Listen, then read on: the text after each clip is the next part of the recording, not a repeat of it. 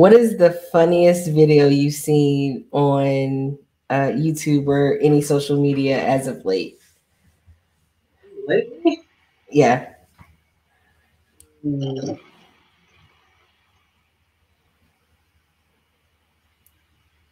It's a video on Instagram, and I don't know where they're at, but it's a security guard that's telling some dude to get away from the building.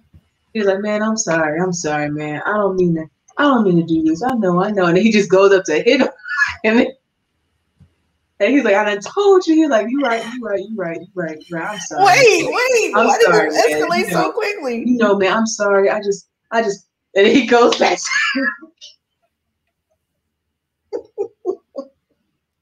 How? Okay, wait. Let me make sure that I'm visualizing this right. The homeless guy hit the security guard, or the security guard hit the homeless guy? No, the homeless dude hit the security guard. Why did he? What? How did this escalate? He apologized so many times and just went back. And man, it was funny.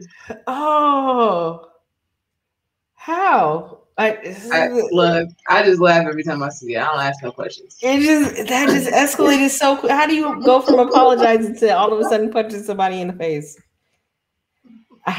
You know what? I have no words. The internet is a ridiculous place. Hilarious though. It's a ridiculously hilarious place. For sure. Yeah. Thank you all for tuning in to another episode of Take a Space Podcast. I'm your host, Leah, and today I am joined by my sister, Jendayi. Thank you very much for being here. Of course. Yes. Do you have any plans? It's Mother's Day weekend. I don't. But Jackson does. I don't know what we're doing. You get to be surprised.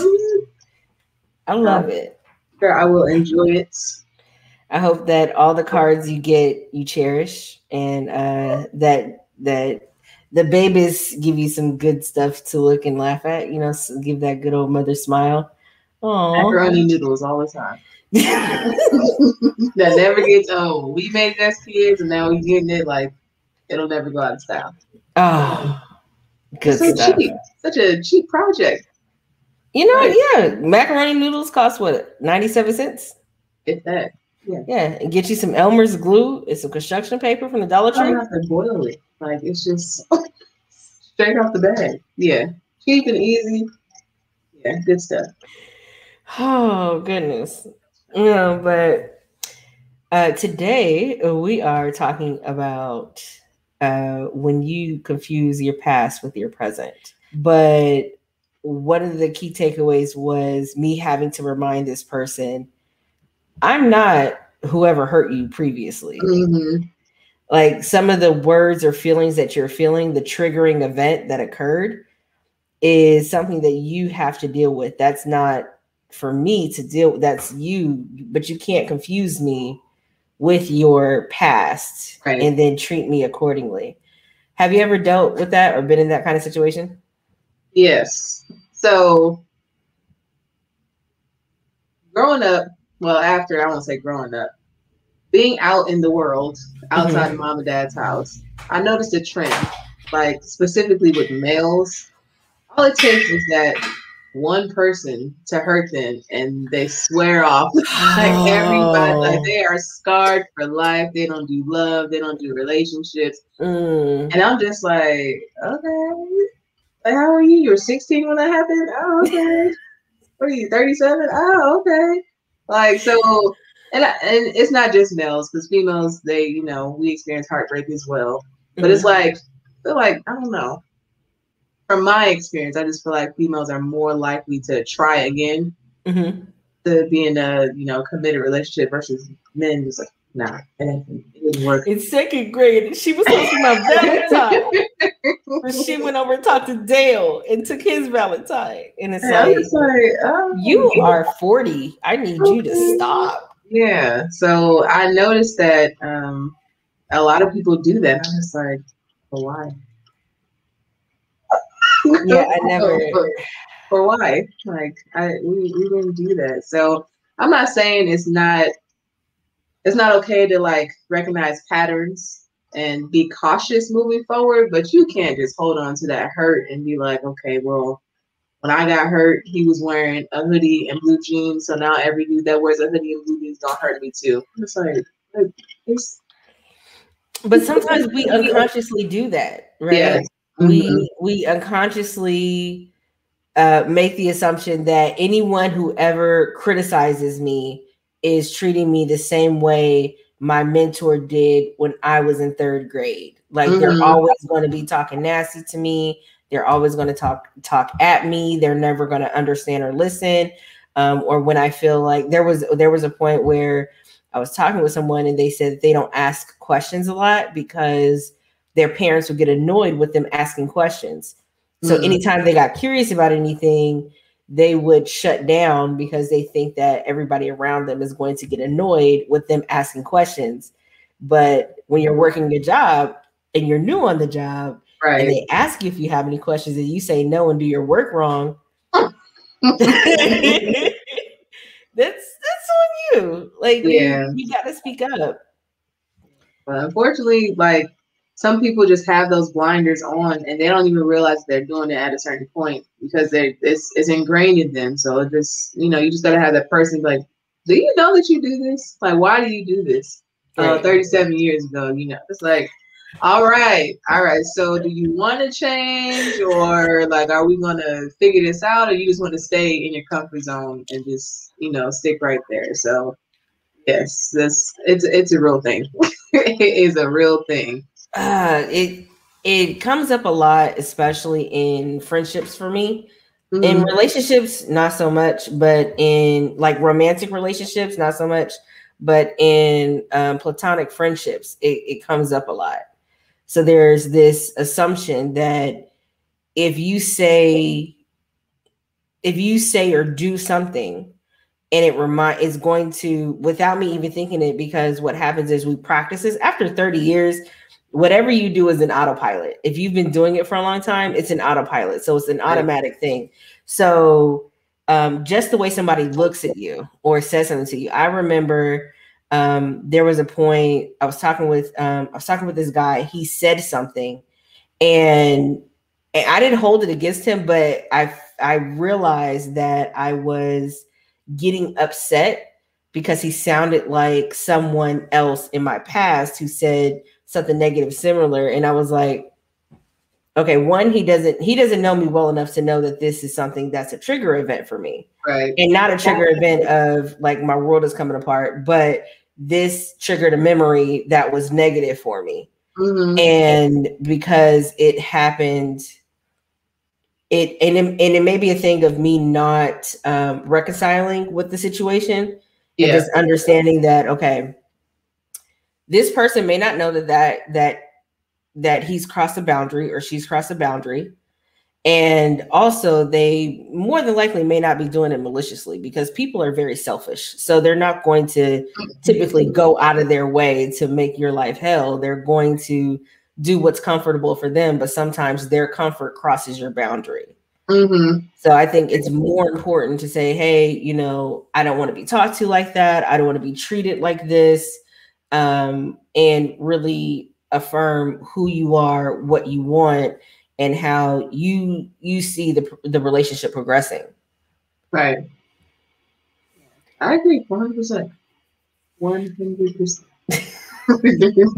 So if you had to talk to someone and they don't recognize that they're doing this behavior, what is something that you think that might help them to see that, hey, this might be a pattern you might want to watch out for? Just point it out. Like I know for me, if somebody points something out and I don't realize it, now I'm always like watching what I say or do to see like, oh, you know what, you are right. I Mm, do that. Why do I do that? Like, yeah. but for me, it's something as simple as that. Like, I don't necessarily get defensive. But I'm just like, I do that. I don't know. And then I just let time continue to go, and then it happens again. I'm just like, I do that. Like, Mm, you are absolutely right. But then you just have to know who the person is to know, what method they're going to be receptive to. right. Not everybody's going to, especially if it's a bad thing. Like, oh, you had a eligible bachelor come just to ask you for your name. Yeah, I want to talk to you. Why are you over here? Why are you bothering me? It's like, oh, okay, all right. You just scared him away. No, I Right. didn't. He was all my butt. I'm not person. Okay, all right. So obviously, I can't point it out to you in that way. But maybe you can bring it up like, oh, so what are you looking for? Oh, do you know the guy that talked to you the other day? He checked all those boxes, right? Oh, he did? Huh. Just you just gotta figure out what method they'll be receptive to. Do you think it's more whose responsibility do you think it is to bring the attention or bring the awareness to this situation? Is it more so the friends, family, or close ones of the individual, or is it up to the individual themselves to like, listen, I need to pay attention more to my behaviors? It depends on what the goal is. Because if you don't know, you don't know. Like if Right. you don't know that you're unhappy, like you've just been going with the flow, everything's routine, like you don't necessarily desire a change or know that there could be a change. But Mhm. like if you're seeking for a change in your routine or your daily life or your work life, then you need to actively see if there's something that you can do to change it. Right. And then as friends and family, I don't use the word friends lightly. So I feel like if you're my friend, you have a responsibility to be honest with me. If you see that I have a pattern or if I'm doing something to jeopardize my opportunities or my future, I feel like you got to speak up and let me know, especially if I haven't done anything to let you know that I'm aware of it. Mm.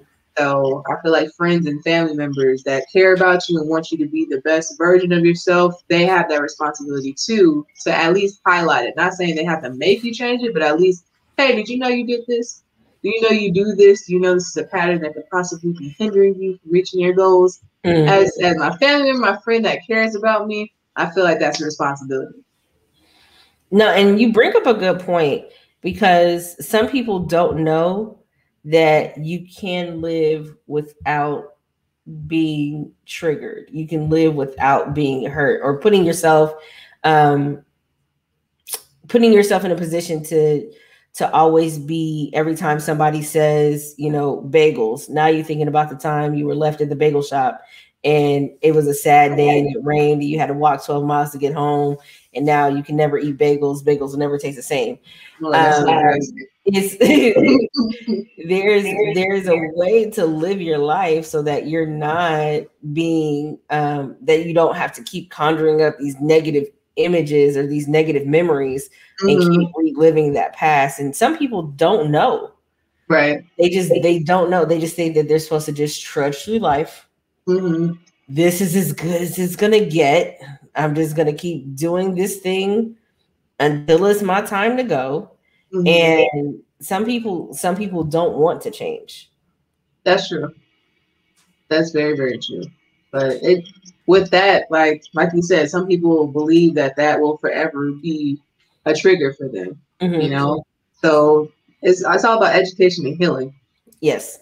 Because a lot of people do not address or heal from the things that hurt them in their past, or the things that are hurting them currently. So I think that's the educational part of it because they just don't know. They don't know it's possible. And so this is my life. Yeah. Look, Period. Jesus and therapy. Yeah. Jesus and therapy. Yeah, And baby. Yeah. it's because I was having this is actually something from the live a couple of weeks ago with Lynette, where we were talking about, is it comfort or is it laziness? Mm-hmm. And sometimes I feel like people can get comfortable, especially if you don't know. You Right. don't know that you keep pushing away, or your attitude or your behaviors toward a thing, maybe pushing away opportunities or people that can prevent you from leveling up. And so you get stuck in that comfort of just like, well, I'm just going to trust through this until it's my time, right? Yeah. But I think there's a level of laziness that happens. I mean, you can get complacent and where you're just like, look, I'm set. My life is lived on a loop. I know what's going to happen every single day because my days never change, et Mm-hmm. cetera, et cetera. But if that's all you're doing, then it kind of defeats the purpose of living, really, Right. because the whole point of living is to keep continuing growing, continuing learning. Because even if you say that, okay, I've reached a peak and there's nothing else I need to learn, you can start teaching people all the stuff that you've learned. Mm-hmm. True. That's true. Like one of the things I'm learning to make sure I tell everybody, that ever asks me for advice, just always remain teachable. There's Mm-hmm. nobody that knows everything. So I feel like as long as you remain teachable, like people will be willing to have those conversations with you to where you can actually learn. Even if you're teaching somebody else, maybe Mm-hmm. they're sharing an experience from their past that you can learn from. So I think that's definitely important.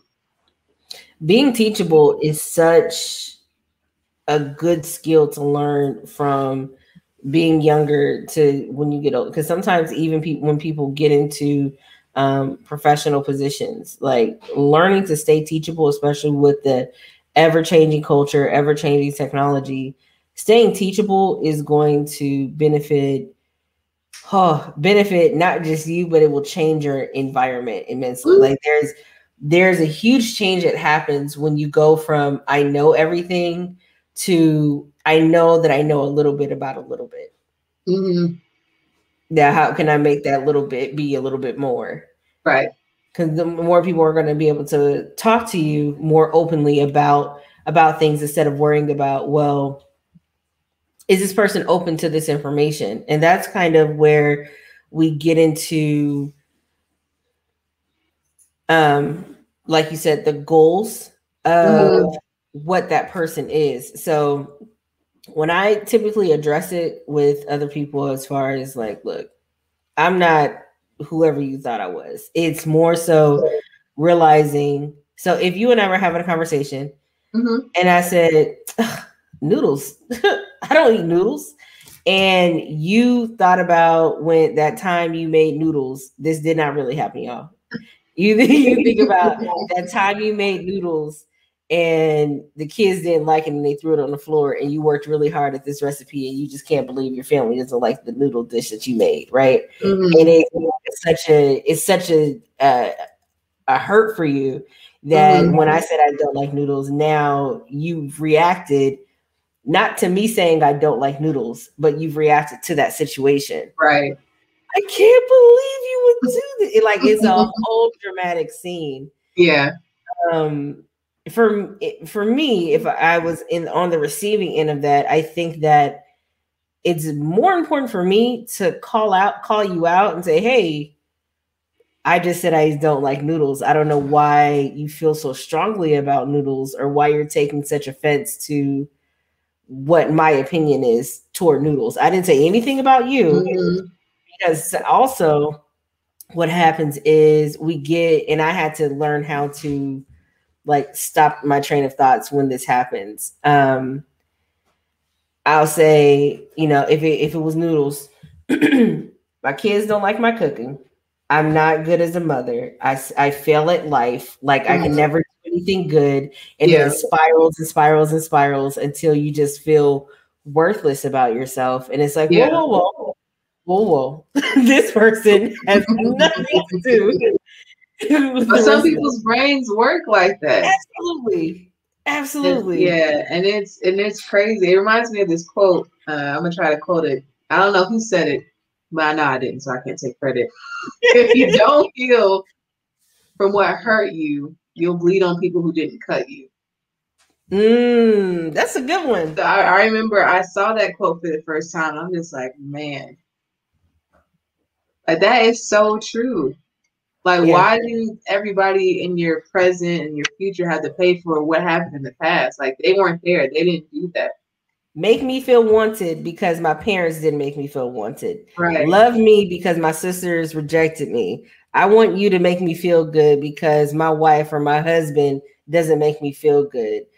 Give Mm-hmm. me accolades at work because I don't get them at home. And it's like, whoa, whoa, whoa, whoa, whoa, whoa. Let's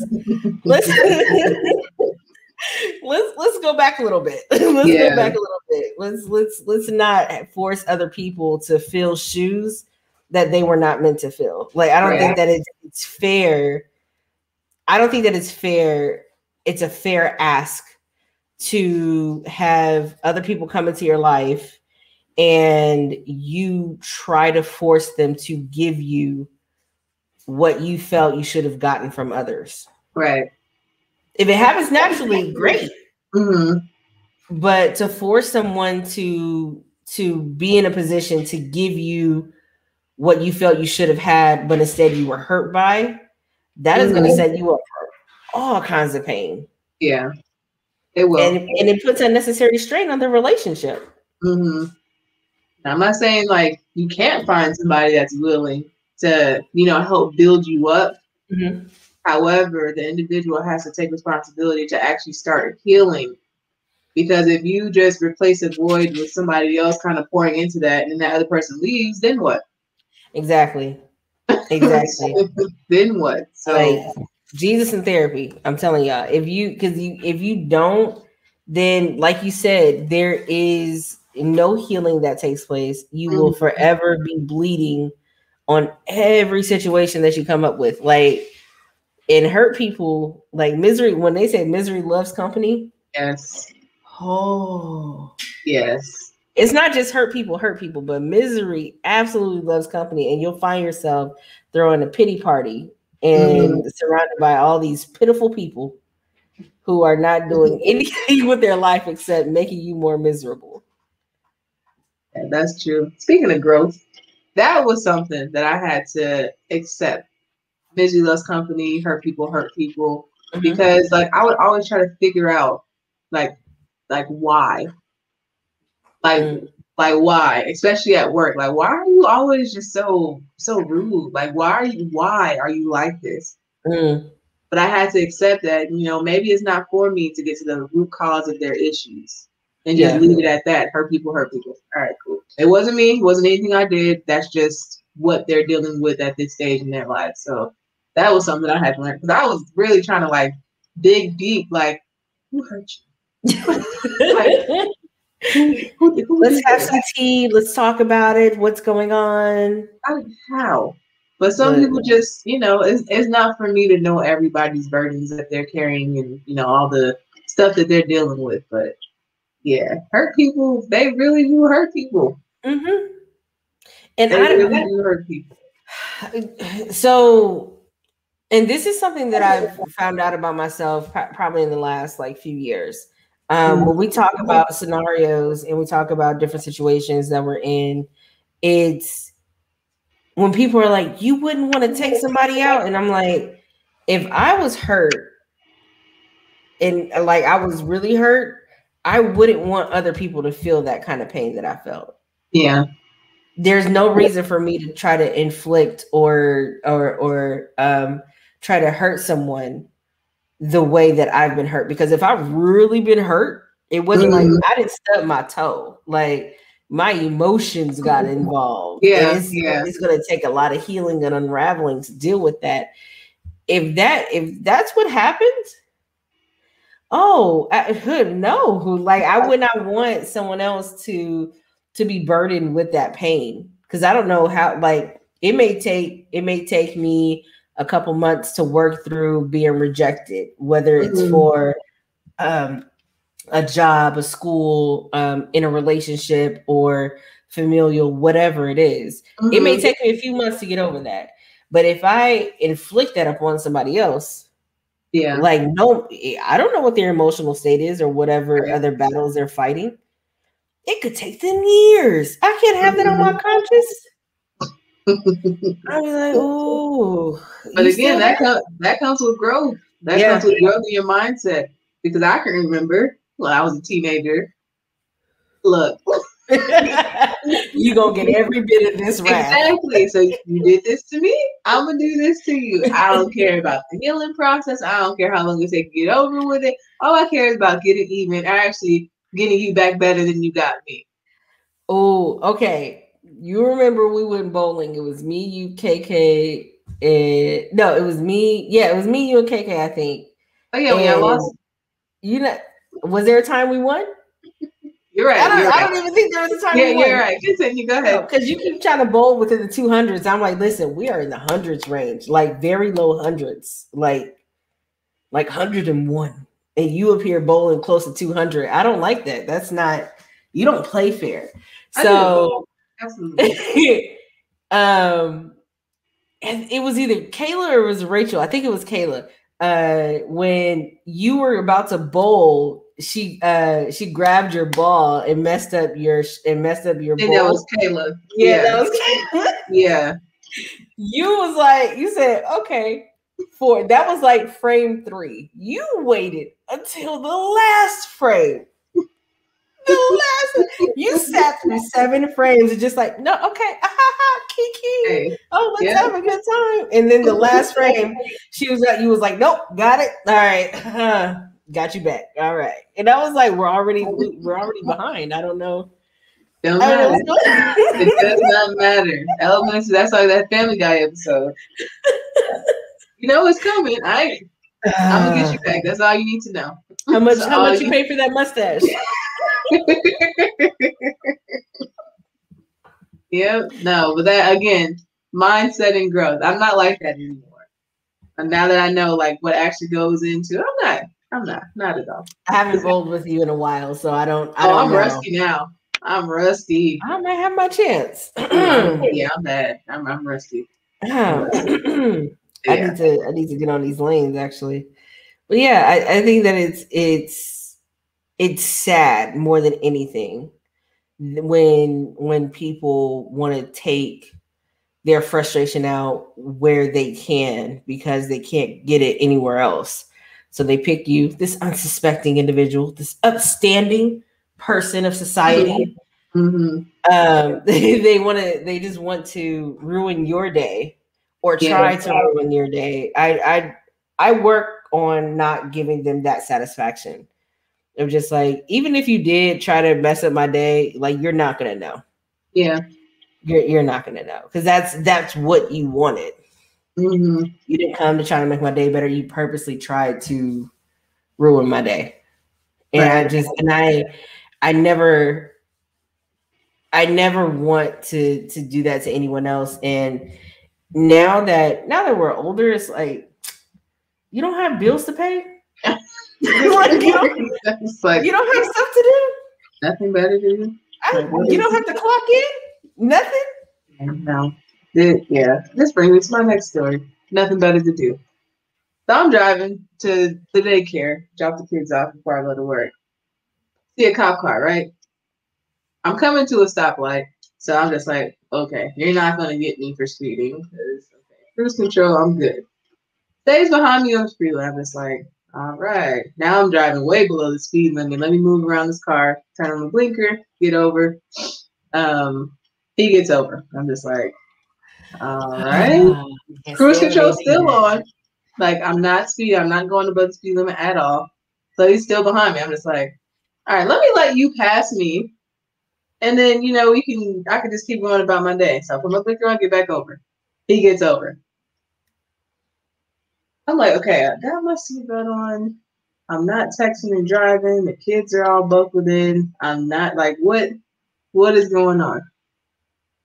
So I was like, okay. So he stays behind me, throws his lights on. What could you possibly be pulling me over for?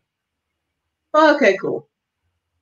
And Jocelyn's on the phone. She's like, I'm not hanging up. I'm like, you better not. So he comes up. He was just like, hi, how are you? I pulled you over because you did not keep your blinker on for 200 yards before you switch lanes. Who is enforcing that law? I said, okay. He was like, you have kids in the car? I was like, yes, I have 2 kids in the car. He's like, all right, you have your license and registration here. All right, I'll be back. I'm literally like 200 yards. Not that I didn't have it on, but that I didn't have it on long enough before I switched lanes. I said, okay, all right, Jesus. It's like I haven't even got to work yet. But here's the kicker. So he comes back maybe 3-4 minutes later. He's like, all right, I'm gonna let you off with a warning. So what happened was I ran your plates and it came back stolen. But then I saw that I missed the first 2 letters in your license plate number. So it's good. You just I'm gonna make sure that you get back on the freeway safely. You have a good day. I promise you. Wait a minute. Hold on. I have so many questions. Jocelyn was like, did he just graduate yesterday? Fresh out of academy. Fresh out of academy. So you ran my plates before you even pulled me over, and then you were trying to find some reason to pull me over because you thought I was driving a stolen vehicle. Yeah. You honestly could have kept that part to yourself. like what in the world? But I was like, let me call Jackson. Hang up. Let me call him. So I told him what happened. I was just like, you know what? After I get to work, I'm not gonna talk about this anymore. Well, I'll tell my coworkers once I got to work. But after that, I was just like, this is like what? I'm just like, I'm trying to figure out what do you have better to do? I cannot. You just don't have the words. I'm just like, I don't know. You don't. What did you think this was? Nothing at all.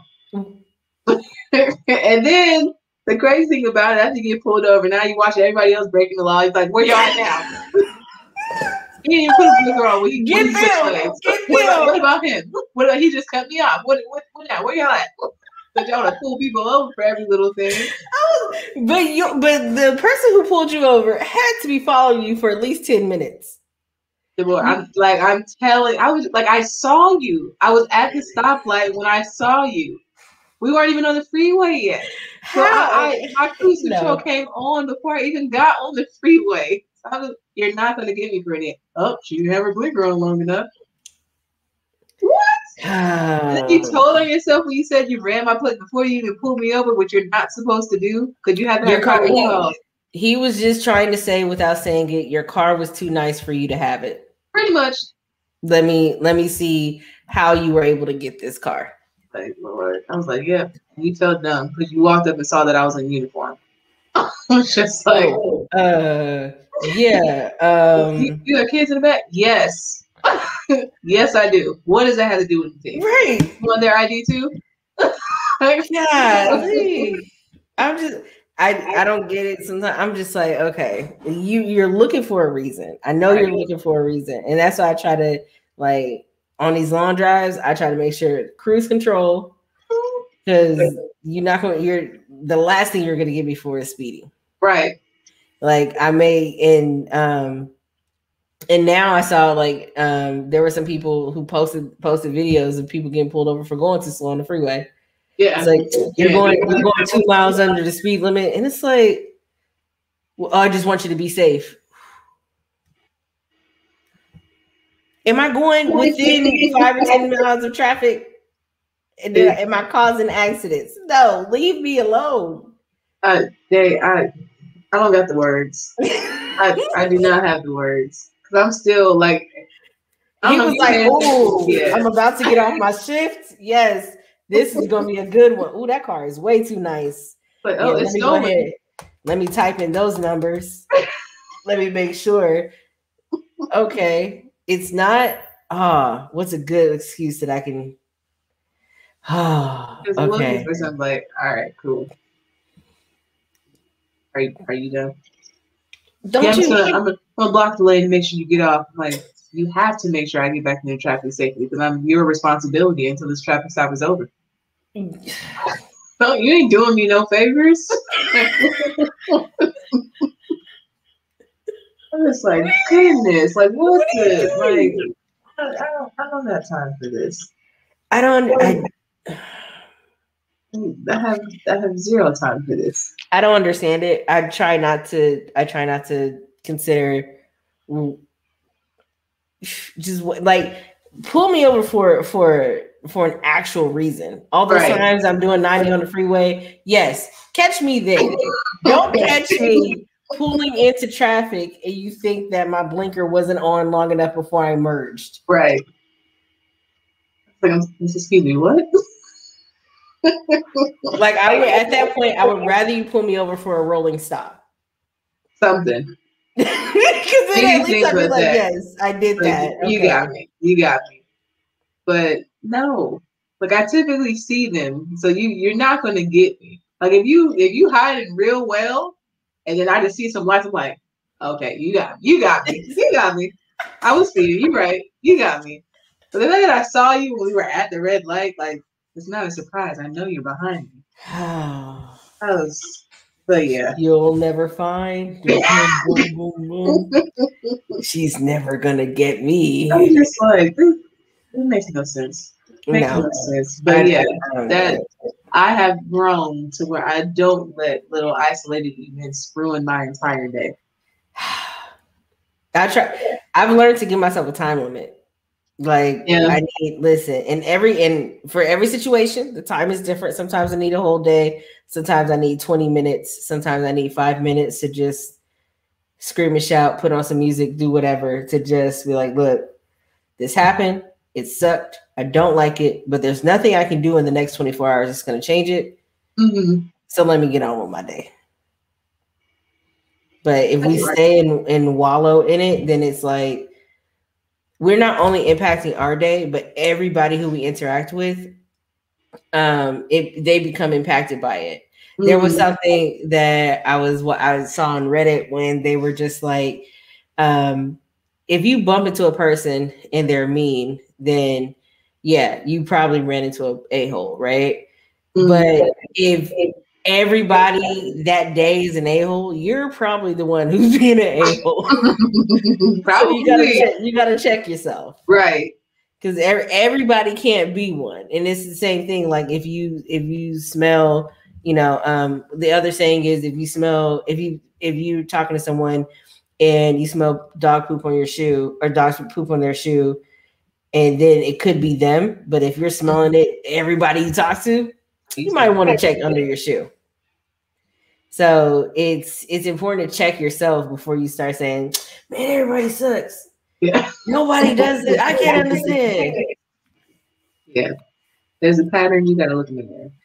I would hope people learn how to look in the mirror more. We're looking in the mirror more in 2021. Y'all have nothing else to do. So look in the mirror and fix yourself. Fix yourself because it's horrible when you get 70 and 80 years old and then you realize I've wasted my youth. I could have changed years ago. Mm-hmm. I could have fixed this thing in me. I didn't realize I was the common denominator in all those problems I was ever a part of. It's like, yeah. So let's not wait till later. 2021, we are looking in the mirror. I mean, 2020, I'll give it to you. Nobody was prepared for that. But we've been doing this for like 18 months now. So yeah. I don't even how long have we been in lockdown? I don't know it's been that long. What is it, May? Started in March. About 14. Okay, so we've been in lockdown for over a year. Is weird. Listen, now it's time. Look, take a look in the mirror. Understand what some things are that you can change, and then not that you're going to change overnight, but slowly but surely start chipping away at some stuff. Just hey, am I happy with the life that I have right now? What can I do to change it? Is there better? Yeah, because chances are there's always better. It's just reflection. For sure. How bad do you want it? Yeah. It's a process. It is a process. It's easier said than done, and there has to be a want. There has to be a desire. Yes. Because not everybody is passionate about things that'll help them grow. So absolutely, it just self-reflection, so you can highlight, step back, and just look at your life. Where are you at? Where do you want to be? Who's in there that shouldn't be? Like, what types of characteristics do you want surrounding you? So it's just self-reflection. Isolation helps. It helps me at least. Yeah. So I feel like that's necessary. I feel like I was 18 when I took that step back and isolated myself. I was like, okay, I don't like where I'm at right now. I don't like where I'm at right now. This is not the life that I want for myself. Like, so I have to do better. I have to change what I can change. And then it was around the time that I took that trip to Hawaii with Leslie. And then I was just like, all right, I had this vacation. I've done, breathe, exhaled, all that good stuff. Mm-hmm. Now it's time to really, start getting everything in the order of what I want. Yeah. Like, that I just knew I was like, this ain't it. This is not It's like, oh, surface, it looks great. It looks like I'm having the time of my life, but this is not what I want. This is not what I desire. So I took that isolation and really just like pick apart people and things that didn't need to be there anymore. And then actually doing the work to not only get rid of them, but working on myself. That I was able to, okay, now I see my path, now I see my plan. This is what I need to do to climb that ladder. So Yeah, I did something very similar a little bit later in life because I mean, everybody doesn't grow at the same rate, but I did something very similar where I had to kind of picture where I wanted to be and realize that the path that I was on wasn't going to get me there. And if it did, it would happen way later. But I started, thinking about, praying about the woman who I wanted to be and where I wanted to be. So not just my job and friends and family and stuff like that, but like what kind of talk would I have? How would I walk? How would people receive me? What kind of community am I cultivating? What kinds of things am I teaching? Am I working on this project or that project? Am I a homeowner? Am I going to be at this same job, or do I want to move up and work somewhere else? And so really taking that look at my whole life and looking at what it is that I want so that I can progress past that it took work, but it took me realizing that I wanted more. And like you said, not everybody wants more, but for those that do, when you have a want to do something, excuses are not going to stop you. Right. They're just not. Like everything will get out of your way for you to do it. So I mean, you keep pushing until everything's out of your way. Right. And because those hurdles are going to come, and that's to make you strong, to make sure that you can withstand once you get there. Because the person who I was 5 years ago wouldn't be able to stand in my shoes now. So I had to go through everything I went through in this last 5 years so that I can stand here and appreciate, not just stand here and appreciate, but stand here and weather any storms that may come at this point. Yeah. So, yeah. Well, this has been a great conversation. Thank you so much for being here. Do you have anything that you would like to plug? Absolutely. So we have our Instagram page, Doses of Deriska. It is pretty much our family page where we share love, different events that we celebrate, solos from our children, dances, anything like that, just to bring love and light to the world. It was started because of all the dread and everything that filled America last year with the pandemic, the killings of Black people by law enforcement. It was just too much darkness. So we started it to, bring that light back. So we don't post every day anymore, but we still, drop little nuggets every now and then just to get everybody happy and smiling. So go ahead and follow us on doses_of_Deriska Instagram. Yes, make sure that you click that link in the bio or wherever links are and give them a follow, and share the love, because it's great, especially when you see people who not just love each other but really like each other. Because you can say, oh yeah, I'm in love and working toward this, but the Deriskas actually like each other. They like being around each other. It's a great time. So make sure that you follow them.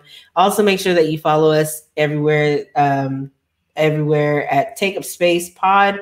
That's Take Up Space POD on Facebook, Instagram, and Twitter. Make sure you follow us on YouTube at Champions of Discourse, and make sure you share this video, share this podcast. There's some people who might use it to their benefit. I feel like everybody can help somebody grow, and this podcast may be it. Yeah, could be. Speaking it. Yes. So thank you so much for tuning in to another episode of Take a Space Podcast. I've been your host, Leah, joined by my sister, Jendayi. Appreciate you again for coming through.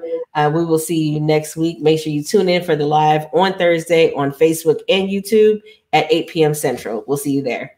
Bye.